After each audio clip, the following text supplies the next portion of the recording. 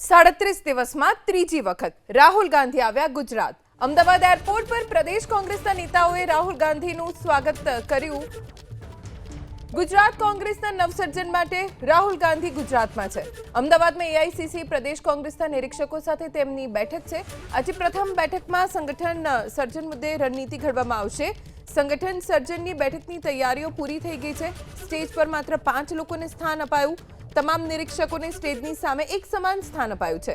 રાહુલ ગાંધીની ટીમ બેઠકમાં 2 પ્રેઝન્ટેશન્સ રજૂ કરશે અને તમામ નિરીક્ષકોને રાહુલ ગાંધી માર્ગદર્શન આપશે। એઆઈસીસીના 41 સહાયક, પીસીસીના 183 ઓબ્ઝર્વર્સ રજૂ કરશે વિચાર। જિલ્લા પ્રમુખ સમિતિઓની પસંદગીની પ્રક્રિયા પદ્ધતિ અંગેનું આ પ્રેઝન્ટેશન રહેશે। આવતીકાલની વાત કરીએ એટલે કે 16 એપ્રિલે મોડાસામાં રાહુલ ગાંધી કાર્યકર્તાઓ સાથે સીધો સંવાદ કરવાના છે।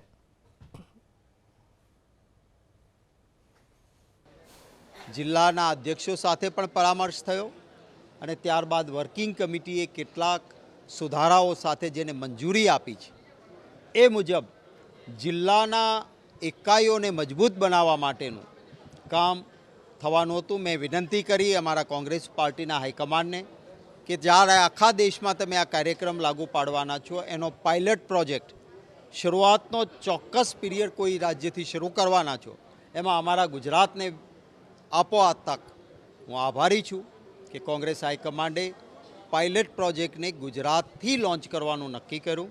આજે બપોરે 3 વાગે જે 5 પ્રભારીઓ જિલ્લા મથકે જવાના છે એમાંથી એક નેશનલ લેવલના સિનિયર મોસ્ટ નેતા છે।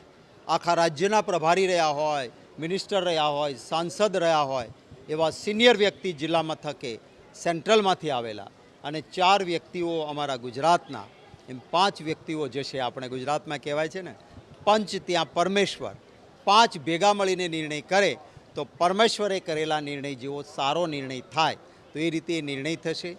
આવતીકાલે અરવલ્લી જિલ્લામાં આ પાયલટ પ્રોજેક્ટનું લોન્ચિંગ થશે। અરવલ્લી જિલ્લામાં દરેક બૂથથી એક વ્યક્તિ આવે એ રીતે કાર્યકર્તા આવશે અને એમનો રાહુલ ગાંધીજી સાથે વાર્તાલાપ થશે અને એ પછી ટાઈમ બાઉન્ડ રીતે, સમયબદ્ધ રીતે આખા ગુજરાતમાં આ કાર્યવાહી થશે।